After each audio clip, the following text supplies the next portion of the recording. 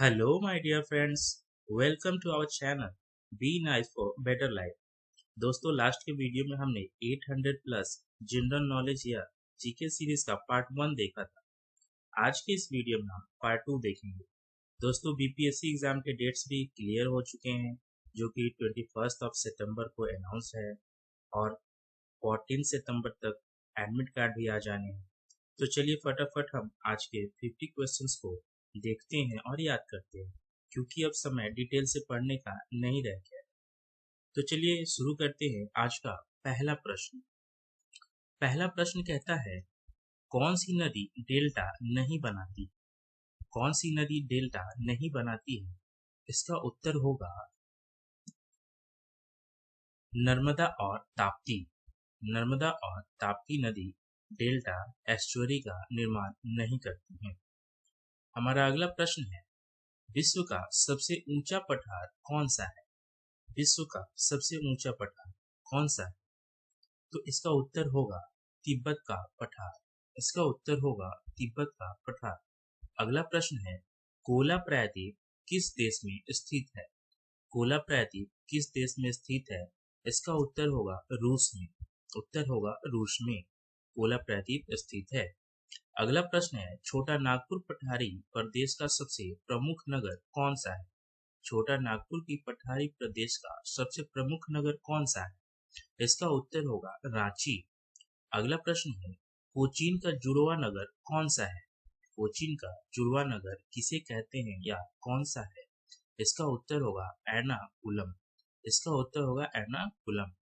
अगला प्रश्न है, विश्व का एकमात्र हिंदू राष्ट्र कौन सा है? विश्व का एकमात्र हिंदू राष्ट्र कौन सा है? इसका उत्तर होगा नेपाल। नेपाल जो कि विश्व का एक मात्र हिंदू राष्ट्र है। अगला प्रश्न है, पृथ्वी की अनुमानित आयु कितने वर्ष है? पृथ्वी की अनुमानित आयु कितने वर्ष है? इसका उत्तर होगा 400 करोड़ वर्ष। 400 करोड़ वर्ष पृथ्वी की अनुमानित आयु है। अगला प्रश्न है, 1902 में भारत की सबसे पहली जल विद्युत परियोजना कहाँ स्थापित की गई थी? 1902 में भारत की सबसे पहली जल विद्युत परियोजना कहाँ स्थापित की गई थी? तो इसका उत्तर होगा शिव समुद्रम में। इसका उत्तर होगा शिव समुद्रम में। हमारा अगला प्रश्न है, भारत में सर्वप्रथम कोयला उत्खनन किस स्थान पर प्रारंभ किया गया था? भारत में सर्वप्रथम कोयला उत्खनन किस स्थान पर प्रारंभ किया गया था? इसका उत्तर होगा रानीगंज में। इसका उत्तर होगा रानीगंज, जो कि वेस्ट बंगाल में पड़ता है। इसका उत्तर होगा रानीगंज। अगला प्रश्न है, कोलंबिया का पठार किस देश में स्थित है? कोलंबिया का पठार किस देश में स्थित है? इसका उत्तर होगा USA, United state of America में कोलंबिया का पठार स्थित है। अगला प्रश्न है, प्रथम बौद्ध संगीति कहाँ व किसकी अध्यक्षता में और किसके शासनकाल में हुई थी? प्रश्न है, प्रथम बौद्ध संगीति कहाँ, किसकी अध्यक्षता में व किसके शासनकाल में हुई थी? इसका उत्तर होगा प्रथम बौद्ध संगीति राजगृह में महाकश्यप की अध्यक्षता में तथा उस समय अजात शत्रु के शासनकाल में हुई थी, 483 ईसा पूर्व। अगला प्रश्न है, द्वितीय बौद्ध संगीति कहाँ व किनकी अध्यक्षता में व किसके शासनकाल में हुई थी? द्वितीय बौद्ध संगीति। इसका उत्तर होगा द्वितीय बौद्ध संगीति वैशाली में सब्बा कामी की अध्यक्षता में और कालाशोक के शासनकाल में हुई थी, जो कि 383 ईसा पूर्व में हुई थी। अगला प्रश्न है, तृतीय बौद्ध संगीति कहाँ व किसकी अध्यक्षता व किसके शासनकाल में हुई थी? तृतीय बौद्ध संगीति के बारे में कह रहा है कि ये कहाँ पर और किनकी अध्यक्षता में और उस समय राजा कौन थे, किनके शासनकाल में हुई थी? इसका उत्तर होगा तृतीय बौद्ध संगीति पाटलिपुत्र में होगलीपुत्र तीरथ की अध्यक्षता में तथा अशोक के शासनकाल में हुई थी, जो कि 251 ईसा पूर्व में संपन्न हुई। अगला प्रश्न है, चतुर्थ बौद्ध संगीति कहाँ व किसकी अध्यक्षता में और किसके शासनकाल में हुई थी? चतुर्थ बौद्ध संगीति। इसका उत्तर होगा चतुर्थ बौद्ध संगीति पाटलिपुत्रा में वसुमित्र और अश्वघोष की अध्यक्षता में तथा कनिष्क के शासनकाल में हुई थी। ये 72 ईस्वी में हुई थी। ये 72वीं ईस्वी में हुई थी। अगला प्रश्न है, बुद्ध चरित्र की रचना किसने की? बुद्ध चरित्र की रचना किसने की थी? इसका उत्तर होगा अश्वघोष ने। अश्वघोष ने बुद्ध चरित्र की रचना की थी। हमारा अगला प्रश्न है, महात्मा बुद्ध के घोड़े का नाम क्या था? महात्मा बुद्ध के घोड़े का नाम क्या था? इसका उत्तर होगा कंथक। कंथक जो है महात्मा बुद्ध के घोड़े का नाम था। अगला प्रश्न है, महावीर स्वामी का जन्म कहाँ हुआ था? महावीर स्वामी का जन्म कहाँ हुआ था? तो इसका उत्तर होगा कुंडल ग्राम में। महावीर स्वामी का जन्म कुंडल ग्राम में हुआ था। अगला प्रश्न है, महावीर स्वामी का कुल का नाम क्या था? महावीर स्वामी जिस कुल से आते थे उसका नाम पूछ रहा है कि महावीर स्वामी के कुल का नाम क्या था? उत्तर होगा ज्ञातक या जांत्रक भी उसे कहते हैं। ज्ञातक कुल के महावीर स्वामी थे। अगला प्रश्न है, महावीर स्वामी के माता व पिता का क्या नाम था? महावीर स्वामी के माता पिता का नाम क्या था? इसका उत्तर होगा माता का नाम त्रिशला व पिता का नाम सिद्धार्थ था। महावीर स्वामी के माता का नाम त्रिशला व पिता का नाम सिद्धार्थ था। अगला प्रश्न है, महावीर स्वामी का वास्तविक नाम क्या था? महावीर स्वामी का वास्तविक नाम क्या था? इसका उत्तर होगा वर्धमान। महावीर स्वामी का वास्तविक नाम वर्धमान था। अगला प्रश्न है, महावीर स्वामी को ज्ञान की प्राप्ति कहाँ हुई थी? महावीर स्वामी को ज्ञान की प्राप्ति कहाँ हुई थी? इसका उत्तर होगा जंभिक ग्राम में, जो कि रिजुपाला नदी के तट पर है। जंभिक ग्राम जो कि रिजुपाला नदी के तट पर है, वहां पे महावीर स्वामी को ज्ञान की प्राप्ति हुई थी। अगला प्रश्न है, महावीर स्वामी की पत्नी व पुत्री का नाम क्या था? महावीर स्वामी की पत्नी व पुत्री का नाम क्या था? उत्तर होगा महावीर स्वामी की पत्नी का नाम यशोदा व पुत्री का नाम प्रियदर्शनी था। महावीर स्वामी की पत्नी का नाम यशोदा और पुत्री का नाम प्रियदर्शनी था।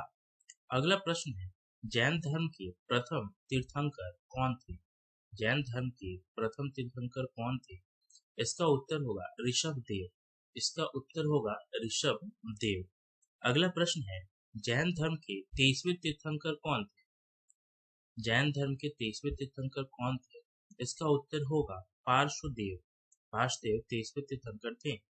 अगला प्रश्न है, महावीर स्वामी कितनेवें तीर्थंकर थे? महावीर स्वामी कौनवें या कितनेवें तीर्थंकर थे? इसका उत्तर होगा वे 24वें व अंतिम तीर्थंकर थे। 24वें व अंतिम। अगला प्रश्न है, प्रथम जैन समिति का आयोजन कहाँ हुआ था? प्रथम जैन समिति का आयोजन कहाँ हुआ था? इसका उत्तर होगा पाटलिपुत्रा में प्रथम जैन समिति का आयोजन हुआ था। अगला प्रश्न है, प्रथम जैन समिति की अध्यक्षता वह किसके काल में हुआ था? प्रथम जैन समिति की अध्यक्षता किसने की थी और किसके शासनकाल में हुआ था? इसका उत्तर होगा प्रथम जैन समिति की अध्यक्षता स्थूलनंद ने की थी और ये चंद्रगुप्त मौर्य के शासनकाल में हुआ था। अगला प्रश्न है, द्वितीय जैन समिति की आयोजन कहाँ हुई थी? द्वितीय जैन समिति की आयोजन कहाँ हुई थी? इसका उत्तर होगा वल्लभी में। इसका उत्तर होगा वल्लभी में। अगला प्रश्न है, बुद्ध धर्म की शाखाएं कौन कौन सी? बुद्ध धर्म की कौन कौन सी शाखाएं हैं? तो इसका उत्तर होगा हीनयान, महायान और वज्रयान। हीनयान, महायान और वज्रयान बुद्ध धर्म की 3 शाखाएं। अगला प्रश्न है, जैन धर्म धर्म ग्रंथ का क्या नाम? जैन धर्म के धर्म ग्रंथ का क्या नाम है? इसका उत्तर होगा अंग, उपांग और प्रकीर्णक। जैन धर्म के धर्म ग्रंथ का नाम अंग, उपांग और प्रकीर्णक है। अगला प्रश्न है, जैन धर्म की प्रमुख शाखाएं कौन सी? जैन धर्म की प्रमुख शाखाएं कौन सी है? उत्तर होगा श्वेतांबर और दिगंबर। उत्तर होगा श्वेतांबर और दिगंबर। अगला प्रश्न है, मगध में शासन करने वाला प्रथम वंश का नाम क्या है? मगध में शासन करने वाले प्रथम वंश का नाम उत्तर होगा हर्यक वंश। उत्तर होगा हर्यक वंश। अगला प्रश्न है, नंद वंश का संस्थापक कौन थे? नंद वंश के संस्थापक कौन थे? उत्तर होगा महापद्मनंद। उत्तर होगा महापद्मनंद। अगला प्रश्न है, भारत पर आक्रमण करने वाला प्रथम यूरोपीय कौन था? भारत पर आक्रमण करने वाला पहला यूरोपियन कौन था? इसका उत्तर होगा सिकंदर। सिकंदर भारत पर आक्रमण करने वाला पहला यूरोपियन। अगला प्रश्न है, सिकंदर कहाँ का शासक था? सिकंदर कहाँ का शासक था? इसका उत्तर होगा सिकंदर मकदूनिया का शासक था। अगला प्रश्न है, सिकंदर ने कब भारत पे आक्रमण किया था? सिकंदर ने कब भारत पे आक्रमण किया था? तो ये 326 ईसा पूर्व में सिकंदर ने भारत पे आक्रमण किया था। 326 ईसा। अगला प्रश्न है, सिकंदर ने हाइडेस्पेस के युद्ध में किसे पराजित किया था? सिकंदर ने हाइडेस्पेस के युद्ध में किसे पराजित किया था? इसका उत्तर होगा पोरस को। सिकंदर ने पोरस को हाइडेस्पेस के युद्ध में पराजित किया था। अगला प्रश्न है, सिकंदर के घोड़े का नाम क्या था? सिकंदर के घोड़े का नाम क्या था? इसका उत्तर होगा ब्यूसेफेलस। सिकंदर के घोड़े का नाम ब्यूसेफेलस था और सिकंदर ने एक गांव भी बसाया था जिसका नाम ब्यूसेफेला गांव है। अगला प्रश्न है, सिकंदर के गुरु का नाम क्या था? सिकंदर के गुरु का नाम क्या था? उत्तर होगा अरस्तु। अरस्तु जो थे सिकंदर के गुरु थे। अगला प्रश्न है, मौर्य वंश के संस्थापक कौन थे? मौर्य वंश के संस्थापक कौन थे? इसका उत्तर होगा चंद्रगुप्त मौर्य। मौर्य वंश के संस्थापक चंद्रगुप्त मौर्य थे। अगला प्रश्न है, अर्थशास्त्र के लेखक कौन थे? अर्थशास्त्र के लेखक कौन थे? इसका उत्तर होगा कौटिल्य। अगला प्रश्न है, इंडिका के लेखक कौन थे? इंडिका के लेखक कौन थे? उत्तर होगा मेगास्थनीज। इंडिका के लेखक मेगास्थनीज थे। अगला प्रश्न है, सांची के स्तूप का निर्माण किसने कराया था? सांची के स्तूप का निर्माण किसने कराया था? इसका उत्तर होगा अशोक ने सांची के स्तूप का निर्माण कराया था। अगला प्रश्न है, मेगास्थनीज ने किसके दूत के रूप में चंद्रगुप्त मौर्य के दरबार में आया था? मेगास्थनीज किसके दूत के रूप में चंद्रगुप्त मौर्य के दरबार में आया था? इसका उत्तर होगा सेल्यूकस। सेल्यूकस के दूत के रूप में चंद्रगुप्त मौर्य के दरबार में मेगास्थनीज आया था। अगला प्रश्न है, मुद्रा राक्षस किसने लिखी थी? मुद्रा राक्षस किसने लिखी थी? इसका उत्तर होगा विशाखदत्त ने। इसका उत्तर होगा विशाखदत्त ने। अगला प्रश्न है, अशोक ने अपने पुत्र महेंद्र व पुत्री संघमित्रा को कहाँ भेजा था? अशोक ने अपने पुत्र महेंद्र व पुत्री संघमित्रा को कहाँ भेजा था? इसका उत्तर होगा श्रीलंका में। अगला प्रश्न है, कौन सा मौर्य सम्राट जैन धर्म ग्रहण करके श्रवणबेलगोला चला गया? कौन सा मौर्य सम्राट जैन धर्म ग्रहण करके श्रवणबेलगोला चला गया? इसका उत्तर होगा चंद्रगुप्त मौर्य। दोस्तों, श्रवणबेलगोला जैन धर्म का सबसे बड़ा मंदिर है जो कि कर्नाटका में है। अगला प्रश्न है, अंतिम मौर्य सम्राट कौन था? अंतिम मौर्य सम्राट कौन था? इसका उत्तर होगा बृहद्रथ। अंतिम मौर्य सम्राट बृहद्रथ था। अगला प्रश्न है, महाभाष्य के लेखक कौन थे? महाभाष्य के लेखक कौन थे? इसका उत्तर होगा पतंजलि। इसका उत्तर होगा पतंजलि महाभाष्य के लेखक थे। आज का हमारा आखिरी प्रश्न है, पतंजलि किसके दरबार में था? पतंजलि किसके दरबार में था? इसका उत्तर होगा पुष्यमित्र शंभु के दरबार में। पुष्यमित्र शंभु के दरबार में। दोस्तों, आप बताएंगे कमेंट करके हमें कमेंट बॉक्स में पुष्यमित्र शंभु किस वंश का था? पुष्यमित्र शंभु किस वंश से आता है? इसका उत्तर आप कमेंट बॉक्स में देंगे। दोस्तों, वीडियो को देखने के लिए बहुत बहुत धन्यवाद। Thank you so much for watching. अगले वीडियो में हम लेके आएंगे और भी 50 प्रश्न जो कि काफी इम्पोर्टेंट होंगे।